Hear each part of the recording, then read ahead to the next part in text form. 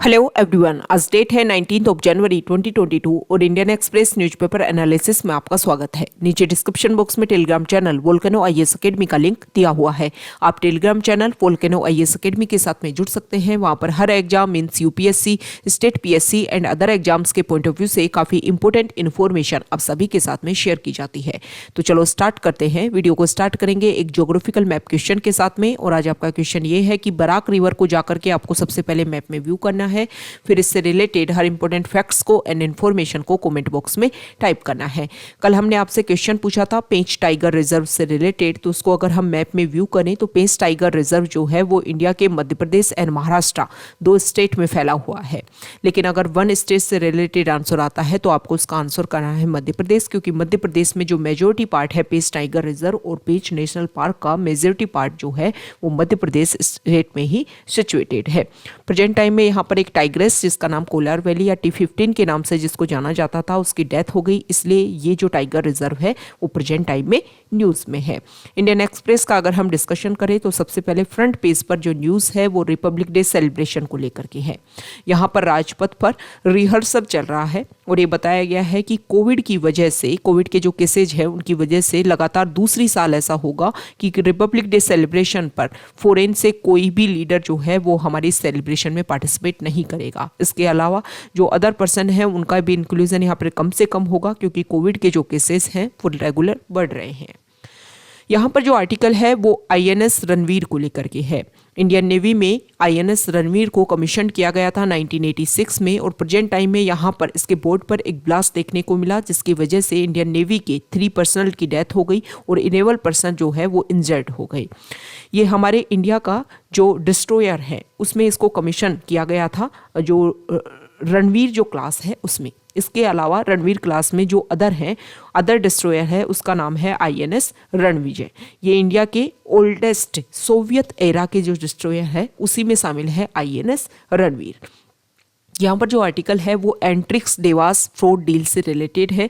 इस आर्टिकल से related explain page पर अच्छे से बताया गया है, वहाँ पर हम इसको आज डिस्कस करने वाले हैं।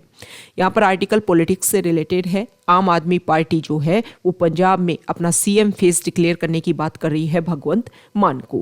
वो बोल रहे हैं कि पीपल जो हैं वो चाहते हैं कि भगवंत मान, अगर आम आदमी पार्टी यहाँ पर अपनी मेजोरिटी लेकर के आती है तो सीएम बनाया जाएगा भगवंत मान को। यहाँ पर जो ज़्यादातर आर्टिकल हैं वो पॉलिटिक्स से रिलेटेड है। अभी प्रेजेंट टाइम में कुछ पॉलिटिकल इश्यूज जैसे कि 5 स्टेट्स में जो इलेक्शन चल रहे हैं उनको लेकर के ज़्यादातर यहाँ पर न्यूज़ है। पेज नंबर 3 पर अगर हम बात करें तो यहाँ पर आर्टिकल है दिल्ली सरकार ने 2021 में एक कैंपेन चलाया था देश का मेंटोर प्रोग्राम। इसमें उन्होंने किया ये था कि 18 से 35 साल के जो लोग हैं वो एक ऐप डेवलप किया गया था। उस ऐप के ऊपर अपना रजिस्ट्रेशन करवा सकते हैं, अपनी बेसिक जो भी इंफॉर्मेशन है उनको यहाँ पर इनपुट करनी है। और ये जो देश का मेंटोर प्रोग्राम है, मतलब गवर्नमेंट स्कूल में जो बच्चे पढ़ रहे हैं दिल्ली की स्कूलों में, उन बच्चों के लिए मेंटोरशिप प्रोग्राम स्टार्ट किया गया था। मतलब 9 to 12 के जो बच्चे हैं उनको मेंटोरशिप दिया जाए कि आगे फ्यूचर में आप किस तरीके से अपने स्टडी को रेगुलर करोगे, किस तरीके से आपको अपने इंटरेस्ट को पहचानना है और आप अपने फ्यूचर में बेहतरीन कर सकते हो। ओके, अब इसको लेकर के जो यहाँ देखिए national commission for protection of child rights, उन्होंने क्या किया, ये जो NCPCR जो है उन्होंने इस प्रोग्राम को बंद कर दिया। उन्होंने बोला कि ये जो प्रोग्राम है इसकी वजह से जो चिल्ड्रन हैं उनके खिलाफ में केसेज की संख्या इंक्रीज हो सकती है, क्योंकि NCPCR का बोलना ये था कि जिन भी लोगों को आपने एज ए मेंटोर यहाँ पर अपॉइंट किया उन लोगों को लेकर के आपने कोई उनको ट्रेनिंग नहीं दी, उनका किस तरीके से सिलेक्शन किया गया ये बात आपने नहीं मानी। क्योंकि ऐसा नहीं है कि सामने जब बच्चा होता है तभी उस बच्चे को हैरेसमेंट के केसेस सामने आते हैं। फ़ोन के ऊपर भी बहुत सारे ऐसे केसेस देखने को मिलते हैं जब हैरेसमेंट बच्चे का हो जाता है। ओके, दिल्ली ने अपनी तरफ से ये बोली कि हमने पेरेंट्स से इसका अप्रूवल लिया, जिन बच्चों ने हामी भरी उन्हीं को हमने मेंटरशिप प्रोग्राम अवेलेबल करवाया। ऐसा नहीं है कि सभी बच्चों के लिए हमने इसको मैंडेटरी कर दिया कि नेसेसरी है कि आपको मेंटरशिप प्रोग्राम में पार्टिसिपेट करना ही है। अब दिल्ली सरकार ने जो पेरेंट्स हैं उनको बोला है कि आप सुपरवाइज कीजिए कि जो भी आपके पास में फ़ोन कॉल्स आई, क्या उसमें कुछ ऐसे हैरेसमेंट के केसेस सामने आए, क्या आपके बच्चों के साथ में कुछ गलत बातें की गई या कुछ ऐसी चीज़ें जिसकी वजह से आप कुछ प्रॉब्लम क्रिएट कर सकते हो। तो इसकी वजह से ये जो देश का मेंटर प्रोग्राम है वो काफ़ी न्यूज़ में है। आपको पता होना चाहिए कि दिल्ली सरकार ने इस इनिशिएटिव को स्टार्ट किया था। नेक्स्ट इंपॉर्टेंट आर्टिकल, एक सेकेंड। हमें पता है कि दिल्ली सरकार ने जो इलेक्ट्रिक बस है उसको स्टार्ट किया है। तो यहाँ पर कुछ पॉजिटिव पॉइंट्स बताए गए हैं उस इलेक्ट्रिक बस को लेकर के कि ये जो बस है वो नॉइस फ्री है, इजी है इसको चलाना और काफ़ी फ्यूचरिस्टिक है। फ्यूचरिस्टिक मीन्स बहुत सारी हमारी प्रॉब्लम्स जैसे पोल्यूशन को लेकर के आप देख लीजिए या कुछ अदर प्रॉब्लम्स को देख लीजिए कि फॉसिल फ्यूल से इसको ट्रांसफ़र करके इलेक्ट्रिक व्हीकल्स के ऊपर जो हम ट्रांसफ़र कर रहे हैं, ये जो चीज़ें हैं वो हमें फ्यूचर में काफ़ी ज़्यादा बेनिफिशियल होने वाली हैं। अप्रैल तक माना जा रहा है कि और इसी तरीके की जो बसेज हैं वो दिल्ली में इंक्लूड की जाएंगी ताकि ज़्यादा से ज़्यादा यहाँ पर जो लो फ्लोर बसेज हैं उनका चेंज किया जा सके और इलेक्ट्रिक व्हीकल पे हम अपने आप को ट्रांसफ़र कर पाएँ। नेक्स्ट इंपॉर्टेंट न्यूज़, देखो ज़्यादातर जो न्यूज़ है वो पॉलिटिक्स से रिलेटेड है। जिस तरीके से इलेक्शन होने वाले हैं उसके बारे में यहाँ पर बताया गया है। नेक्स्ट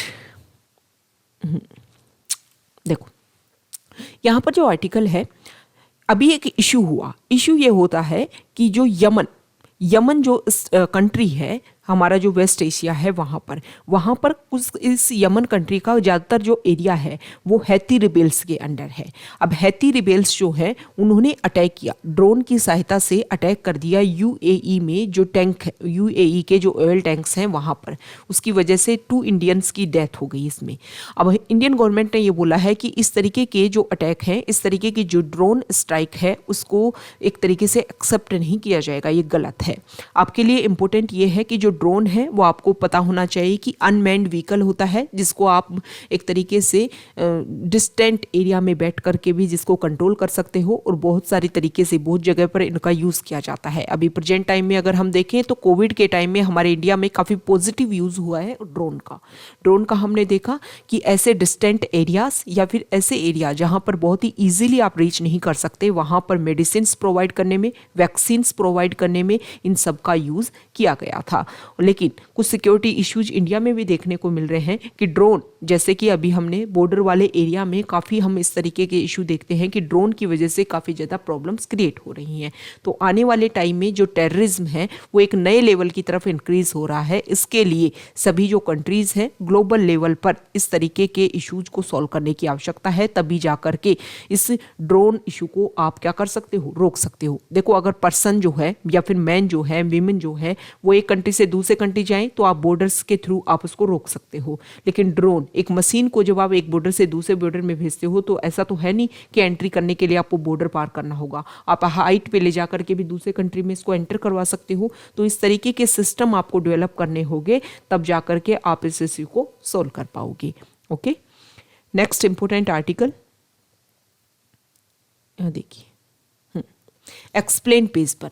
यहाँ पर जो आर्टिकल है वो देवास डील को लेकर के है और इसके बाद में क्या क्या इसका कंक्लूजन रहा, क्या जर्नी रही इस देवास कंपनी की, इसके बारे में यहाँ पर बताया गया है।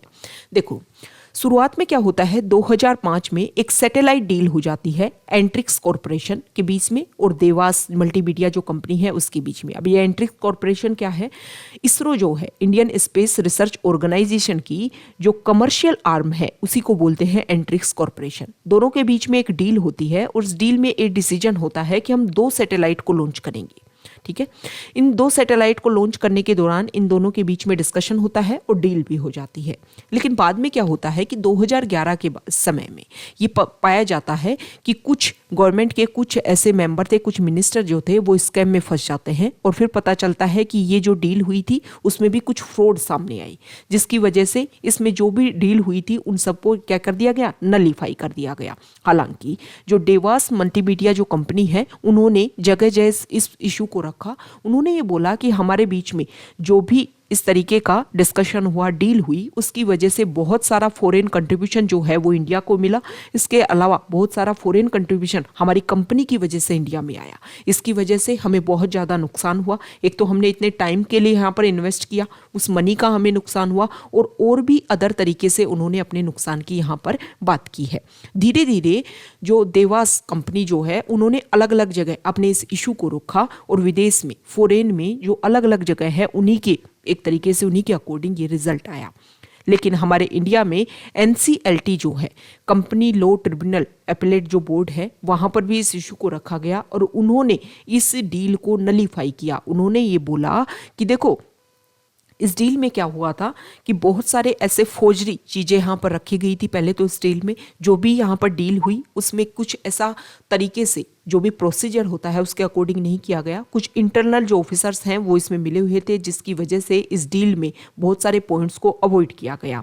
ये जो कंपनी है इसके लिए ये भी बोला जाता है कि इस कंपनी को सिर्फ और सिर्फ फॉरेन में इसीलिए डेवलप किया गया था कि जो मनी है वो वापस रिडायरेक्ट तरीके से इंडिया में वापस एंट्री करवाई जा सके, एक फॉरेन कंपनी का नाम बता करके। इसकी वजह से इसको नलीफाई किया गया NCLT ने अपने डिसीजन में। अब सुप्रीम कोर्ट ने, अभी हमने देखा कि कनाडा की कोर्ट ने क्या बोला है कि इंडिया की जो भी प्रॉपर्टी है विदेश में उसको सीज किया जा सकता है। इसके अलावा यूरोपियन कंट्री ने भी इस तरीके का डिसीजन दिया है कि उसको सीज करके आप अपने मनी को क्या कर सकते हो, निकाल सकते हो। लेकिन इंडिया की जो सुप्रीम कोर्ट है उन्होंने NCLT का जो एक्ट रिजल्ट रहा उसको दोबारा से अप्लाई किया है, और उन्होंने ये बोला है कि देखो जब तक हमारे यहाँ पर इस तरीके का यहाँ इसको लेकर के ऑर्डर है तब तक हमारी जो फॉरेन में जो एसेट्स है उनको आप सीज नहीं कर सकते हो। ओके, तो ये एक डील है। इस डील में किया गया था कि सैटेलाइट हम लॉन्च करेंगे और सैटेलाइट के लिए मनी यहाँ पर इन्वेस्टमेंट करने की बात की गई थी, और लेकिन उस बाद में ये जो डील है वो नलीफाई हो जाती है, जिसको लेकर के फॉरेन इन्वेस्टर जो हैं वो रेगुलर कंपेंसेशन की बात कर रहे होते हैं। तो इस डील से रिलेटेड ये न्यूज़ है, ये आपको पता होना चाहिए, जनरल अवेयरनेस के लिए पता होना चाहिए। अब इसकी वजह से इसरो न्यूज़ में आ गया है, एंट्रिक्स कॉर्पोरेशन जो है वो न्यूज़ में आ गया है, जो सैटेलाइट्स है उसको लेकर के वर्ल्ड न्यूज़ में आ गया है। तो इसको लेकर के साइंस एंड टेक्नोलॉजी में प्रीलिम्स में क्वेश्चन इस तरीके के पूछे जा सकते हैं। ओके, अब ऐसा प्रीलिम्स में देखो ऐसा क्वेश्चन तो आएगा नहीं कि देवास एंट्रिक्स जो डील है, देवास एंट्रिक्स डील है उसके क्या क्या रिजल्ट रहे, ऐसा नहीं आएगा। लेकिन हमारे इंडिया में अभी हमने बहुत सारे ऐसे इशू देखे हैं जिसमें इंडिया को कंपनसेट करने में कुछ प्रॉब्लम हुई। जैसे हमारी कुछ डील हुई, बाद में उसमें नलीफाई किया गया, जिसकी वजह से इंडिया को बाहर में जाकर के उन कंपनीज ने अपने इशू को रखा, जिससे इंडिया को कंपनसेट करना पड़ा भी है। इसलिए आपको ये ध्यान में रखना है कि कौन कौन सी ऐसे पॉइंट्स हैं जिनको जाकर के यूज़ करके ये सारी जो चीज़ें हैं उनका यूज़ किया जा सकता है। मतलब अगर कुछ प्रॉब्लम होती है तो कौन कौन सी जगह पर इन पॉइंट्स को रखा जाता है। जैसे ICJ जो है वहाँ का यूज़ किया जा सकता है। ये सारे पॉइंट्स मतलब फॉरेन में जाकर के किस तरीके से कोई डील हुई है तो उसको हम कैसे अपने अकॉर्डिंग मतलब कंफर्टेबल वे में कि हमें बेनिफिशियल हो उसका यूज़ किया जा सकता है। कल हम इसके बारे में आपको कुछ एक आउटलाइन देंगे कि मेंस में इससे रिलेटेड किस तरीके से क्वेश्चंस पूछ सकते हैं। यहाँ पर जो आर्टिकल है वो वैक्सीन को लेकर के है। अभी हमारी हेल्थ मिनिस्टर ने सुप्रीम कोर्ट में बोला कि देखो भाई, हमने किसी को भी नहीं बोला है कि वैक्सीन अपने ऊपर ज़रूरी है आपको अप्लाई करवाना, ना ही हमने कहीं सर्टिफिकेट की बात की है। लेकिन यहाँ पर अदर कंट्रीज़ के बारे में बताया गया है जहाँ वैक्सीन को मैंडेटरी कर दिया गया है कि आप वैक्सीन लगवाओगे तभी आपको बहुत सारी चीज़ें जो हैं वो अवेल हो पाएंगी। यहाँ पर जो आर्टिकल है वो एडिटोरियल पेज पर है। इस आर्टिकल में सबसे पहले जो बात की गई है, आप यहाँ पर एक एक चीज़ को हम व्यू करेंगे। इसमें राइटर ये बोलते हैं कि अभी प्रेजेंट टाइम में कुछ टाइम बाद में हमारा बजट आने वाला है। अब बजट कैसा हो, हमें पता है कि लास्ट 2 क्वार्टर की अगर हम बात करें तो हमारे यहाँ पर जो GST कलेक्शन है या इस तरीके से जो हमारी इकोनॉमी को लेकर के जो डाटा अगर हम देखें तो हमें अपग्रेड देखने को मिल रहे हैं। मतलब एक पॉजिटिव रिजल्ट देखने को मिल रहा है फॉर्मल सेक्टर में। लेकिन इनफॉर्मल सेक्टर में अगर हम बात करें, बहुत सारे हमारे ऐसे एरिया हैं, बहुत सारे हमारे ऐसे सेक्टर है इनफॉर्मल सेक्टर में जहाँ पर कोविड की वजह से काफ़ी ज़्यादा नुकसान हुआ है। अब बजट कैसा होना चाहिए ताकि जो इकोनॉमिक पार्टिसिपेशन है उसको और ज़्यादा वाइडन किया जा सके। इस आर्टिकल में ये बोला गया है कि हमें कुछ सेक्टर्स को और ज़्यादा वाइडन करना होगा। सबसे पहली बात यहाँ पर बोली गई है कि देखो, इंडिया में जो भी पर्सन है, जो भी लेबरर्स हैं, उनमें स्किल की बहुत कमी है। ओके, अगर हम स्किल्ड एरिया में बात करें तो अदर कंट्रीज से अगर हम बात करेंगे तो अदर कंट्रीज में जो स्किल्ड लेबरर्स हैं उनकी संख्या काफ़ी ज़्यादा है। मतलब 70 to 80% तक जो लेबरर्स हैं वो ऐसे हैं जिनमें स्किल्ड अवेलेबल है। इसके लिए हमें क्या करना होगा, इस तरीके के जो प्रोग्राम हमें अवेल करने होंगे ताकि जो हमारे लेबरर्स हैं उनको स्किल्ड दी जा सके। दूसरा हमें क्या करना होगा, हमारे यहाँ पर पार्टिसिपेशन की अगर हम बात करें तो वीमेन का पार्टिसिपेशन बहुत सारा कम है। ओके, तो हमें वीमेन का पार्टिसिपेशन जो है उसको यहाँ पर बढ़ाना होगा। एक प्रॉब्लम हमारे यहाँ पर क्या है, हमारे यहाँ पर ऐसी फैक्ट्रीज की कमी है जिसमें बहुत सारे लेबरर्स को एक जगह इंक्लूड किया जा सके। जैसे कि चाइना में तो ऐसी ऐसी कंपनीज भी हैं जो 4 लाख से ज़्यादा लेबरर्स को भी एक टाइम में अपने यहाँ पर काम देती हैं। ओके, सेम इसी तरीके से जो बांग्लादेश की अगर हम बात करें तो वहाँ पर जो है, वहाँ पर जो मतलब आप ये देखिए कि जो टेक्सटाइल इंडस्ट्री है वो काफ़ी ज़्यादा डेवलप है और वहाँ पर कम से कम 30 से 50 हज़ार तक एक कंपनी जो है वो अपने यहाँ पर वर्क देती है। तो हमें भी इस तरीके का बूस्टअप करना होगा, इंफ्रास्ट्रक्चर डेवलप करना होगा, इस तरीके का इन्वेस्टमेंट हमें इंडिया में अट्रैक्ट करना होगा ताकि बहुत सारे लोगों को एक जगह क्या दिया जा सके, यहाँ पर मतलब उनको रोजगार दिया जा सके, उनको एम्प्लॉयमेंट दिया जा सके। इसके अलावा इसमें बताया गया है कि वियतनाम की एक कंपनी जो है वो 10 वर्कर्स को इंडिया में भेजा ट्रेनिंग के लिए कि अगरबत्ती का जो प्रोडक्शन है उसको सीख करके आओ और फिर उन अगरबत्ती को वियतनाम में बनाया जाएगा और फिर इंडिया में सेंड किया जाएगा। तो हमें क्या करना होगा, कुछ ऐसी इंडस्ट्री जिनका इंडिया में कंजम्पशन बहुत ज़्यादा है, ठीक है, और इंडिया में उनको इजीली बनाया भी जा सकता है। तो उसके लिए हमें क्या करना होगा, इस तरीके की इंडस्ट्री को हमें ज़्यादा से ज़्यादा इंडिया में डेवलप करना होगा ताकि ज़्यादा से ज़्यादा जब ऐसे इंडस्ट्री हमें डेवलप होंगी तो बाहर से हमें क्या करना नहीं होगा, एक्सपोर्ट नहीं करना होगा, इंपोर्ट नहीं करना होगा, जिससे इंडिया की जो इकोनॉमी है वो और ज़्यादा बूस्टअप होगी। इसके अलावा इस आर्टिकल में ये बोला गया है कि देखो, हमारे यहाँ पर एजुकेशन जो है उसकी भी कमी है, तो एजुकेशन हमें अवेल करना होगा। तो इस सेक्टर में भी हमें इन्वेस्टमेंट की बात करनी चाहिए बजट में। ये सारी बात बताई गई है कि बजट में इन पॉइंट्स के ऊपर हम बात रख सकते हैं, इन पॉइंट्स के लिए पैसा खर्च करने की बात रख सकते हैं। एजुकेशन सेक्टर की अगर हम बात करें तो देखो, वैसे ही पहले हमारे यहाँ पर एजुकेशन की जो कमी है वो है, मतलब अभी भी हमारे यहाँ पर इंडिया में जो 100% एजुकेशन है वो नहीं है। ओके, इतने साल 75 ईयर ऑफ इंडिपेंडेंस में हम एंटर कर गए, लेकिन अभी लास्ट कोविड की वजह से 1.5 ईयर से अगर हम देखें तो हमारे स्कूल जो है वो बंद है, जिसकी वजह से एजुकेशन लेवल और ज़्यादा डिग्रेड हुआ है। अभी भी अगर हम देखें तो एक रिपोर्ट अभी सामने आई जिसमें 5th क्लास के जो बच्चे हैं वो पढ़ना और लिखना नहीं जानते। हमें पता है कि हमारे इंडिया में कॉरपोरेट सोशल रिस्पॉन्सिबिलिटी के तहत ऐसी कंपनीज जिनका प्रॉफिट ठीक ठाक है उनके लिए कुछ लिमिट्स डिसाइड की गई हैं, वो अपना 2% जो है वो कॉर्पोरेट सोशल रिस्पॉन्सिबिलिटी के अकॉर्डिंग खर्च करते हैं। तो इस आर्टिकल में ये बताया गया है कि उन कंपनीज का जो मनी है वो खर्च करवाया जाना चाहिए एजुकेशन लेवल पर, और उनके लिए टारगेट डिसाइड किया जाए कि ये जो कंपनीज हैं वो डिसाइड करें कि 2nd क्लास का जो बच्चा है उसको लिखना और पढ़ना और मैथ की जो भी बेसिक प्रॉब्लम है वो उनको सोल्व करना अच्छे से आना चाहिए। ये चीज़ें अगर स्ट्रिक्टली लागू करवाई जाए कॉर्पोरेट सोशल रिस्पॉन्सिबिलिटी के थ्रू, तब जा कर के हम एजुकेशन को इंक्रीज कर सकते हैं। तो हमें इन सारे पॉइंट्स के ऊपर बजट में बात की जानी चाहिए। ये यहाँ पर बताया गया है, फ्यूचरिस्टिक जो बजट हो वो इस तरीके का हो। यहाँ पर जो आर्टिकल है वो हमने द हिंदू में डिस्कस किया था और इसमें भी हम डिस्कस कर रहे हैं कि जो केरला है, केरला में एक प्रोजेक्ट बनाने की बात की जा रही है। ये प्रोजेक्ट क्या है, हमें पता है कि हमारे इंडिया का साउथ इंडिया को अगर हम देखें तो केरला इस तरीके से एक्सटेंडेड है। ओके, तो यहाँ से और यहाँ तक एक railway project, silver line project बनाने की बात की जा रही है ताकि यहाँ पर जो मेजर सिटीज़ है उनको इस रेलवे लाइन के थ्रू जोड़ा जाए।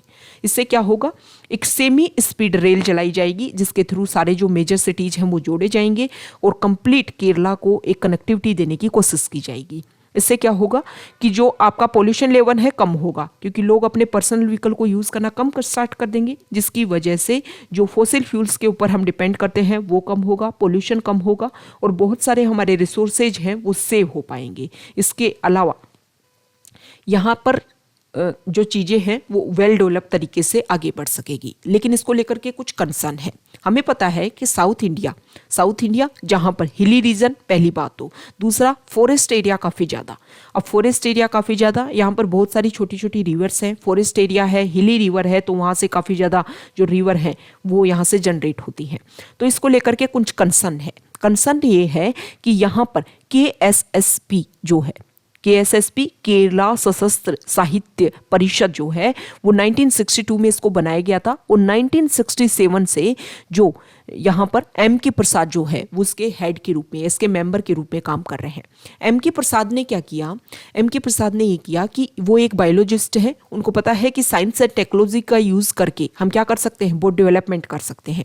उन्होंने ये माना कि जो रिच पर्सन है, जो अवेयर पर्सन है, उनको ही पता है कि साइंस का कहाँ कहाँ पर क्या यूज़ होता है, लेकिन जो नॉर्मल पर्सन है उनको नहीं पता साइंस के बारे में।